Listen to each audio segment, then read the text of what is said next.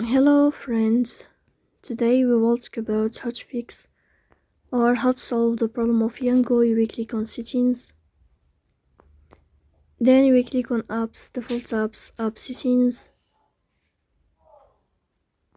Here in this list you will search about the application of Yango and you will click. Here in this page of app info you will click on first stop and you will click OK.